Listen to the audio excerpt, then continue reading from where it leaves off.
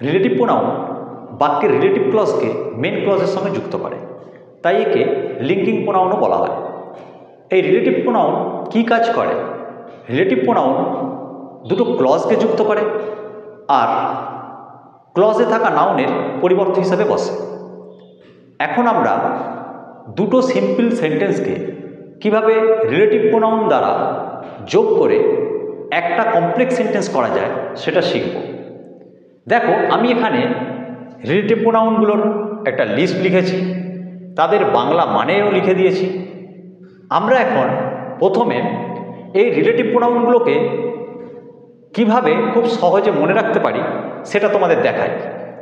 দেখো, হু হু পার্সনের পরিবর্তে বসে, মানে ব্যক্তির পরিবর্তে বসে।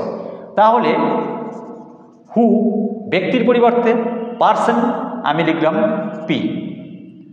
Which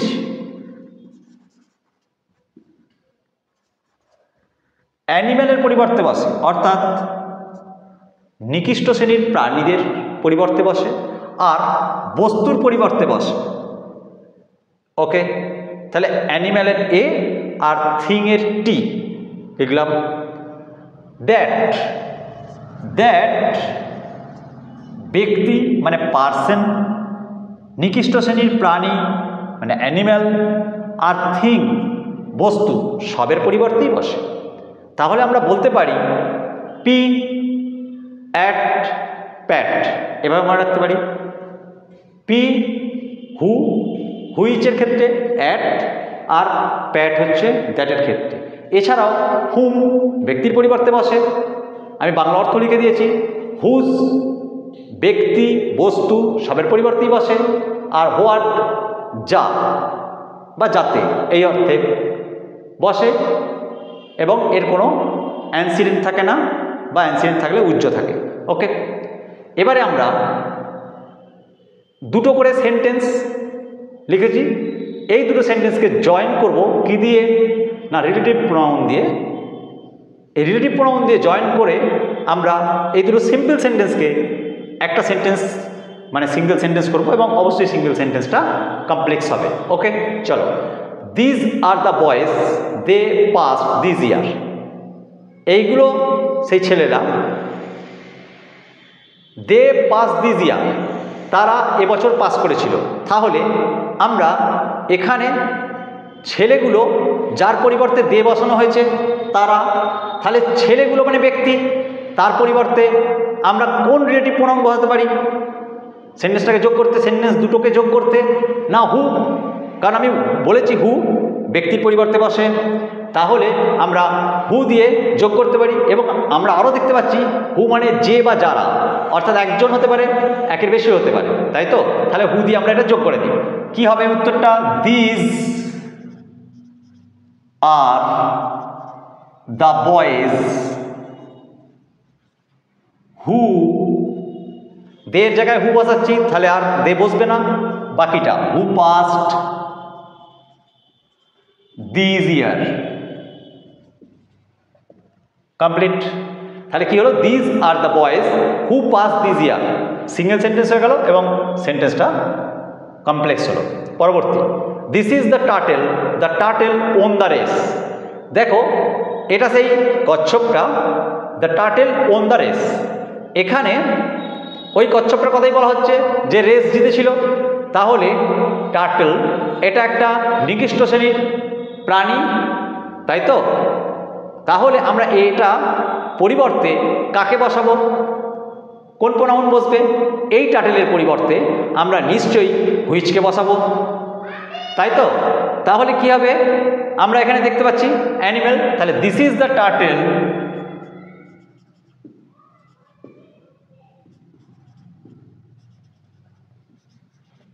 this is the turtle.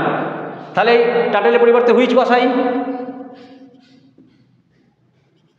Which on the race. তাহলে সেন্টেন্সটা হলো this is the turtle which on the race. Clear?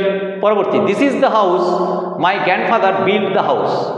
দেখো, এখানে এটা হয় বাড়িটা আমার দাদু যেটা তৈরি করেছিল।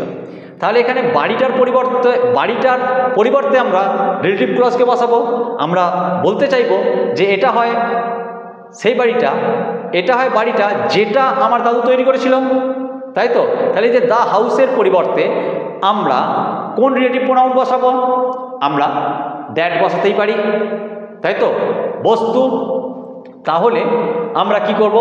This is the house,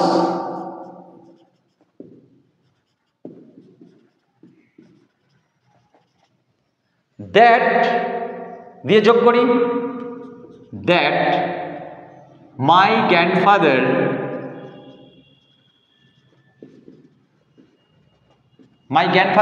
built. দেখো আর হাউস বলবো না, দ্য হাউস, কারণ দ্য হাউসের পরিবর্তে তো দ্যাট বসিয়েছি। একটা জিনিস মাথায় রাখো, যখন দেখবে কনফিউজ হয়ে যাচ্ছ কোনটা বসাবো, কি বসাবো, কোন রিলেটিভ প্রোনাউন দিয়ে যোগ করবো, যদি বুঝতে না পারো দ্যাট দিয়ে যোগ করে দেবে। ওকে, আমরা দ্যাট দিয়ে যোগ করলে দেখবে সেন্টেন্সটা কারেক্ট হয়ে যাবে, চিন্তা নেই, ঠিক আছে? কিন্তু সবসময় করতে যেও না, প্রথমে চেষ্টা করো প্রপারলি করার, না হলে দ্যাট বসিও। যাক, I know the girl you saw her yesterday. দেখো আমি মেয়েটাকে জানি তুমি যাকে গতকাল দেখেছিলে, তাহলে তুমি তাকে গতকাল দেখেছিলে। তাহলে আমরা এখানে এই তাকের জায়গায় যদি যাকে করি তাহলেই তো বাংলায় খুব সহজে বুঝে যাচ্ছি। তাহলে আমি সেন্টেন্সটাকে যোগ করে দিতে পারবো যে আমি মেয়েটাকে জানি যাকে তুমি গতকাল দেখেছিলে। তাহলে যাকে মানে এই যে হোম, তাহলে আমরা বসিয়ে দিই I know the girl, I know the girl, তারপরে হুম দিয়ে পরবর্তী সেন্টেন্সটাকে বসিয়ে দিই হুম ইউ স, আর হার বসাবো না, কারণ হারের পরিবর্তেই তো হুম এসছে। তাহলে ইউ স ইয়েস্টারডে।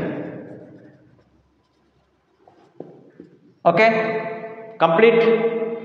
পরবর্তীটা দেখো, আমি বলছিলাম হুম ব্যক্তির পরিবর্তে বসে, তাহলে ব্যক্তির পরিবর্তে বসলো তো, দ্য গার্লের পরিবর্তে যাক, this is the man his son stood second.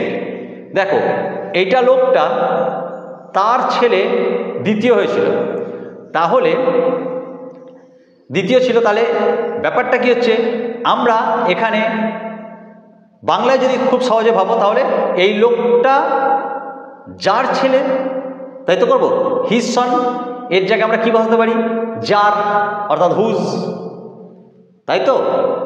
তাহলে আমরা হুজ দিয়ে একে যোগ করি, this is the man his সনের জায়গায় হুজ সন, যার ছেলে, এটা হয় লোকটা যার ছেলে স্টুড সেকেন্ড, তাহলে হুজ সন স্টুড সেকেন্ড। ওকে, তাহলে হিজের জায়গায় আমরা হুজকে নিয়ে এলাম, হুজ সন দিয়ে যোগ করলাম। He always says something he does not mean it. দেখো সে সবসময় কিছু বলে, সে যার মানে বোঝে না আর কি, এটা যেটা বলে সেটার। তাহলে আমরা এখানে কি করব, অর্থাৎ সে যা বলে সেটার মানে সে বোঝে না, এরকম। তাহলে হি অলওয়েজ সে সামথিং, আমরা হোয়াট বসতে পারি, তাই তো? What he does not mean, তাই তো? তাহলে he always says something what he does not mean. আর ইট নয়, ইট তো ইটের পরিবর্তেই তো আমরা হোয়াটটা বসিয়েছি, তাহলে কি হলো, he always say something what he does not mean. Okay.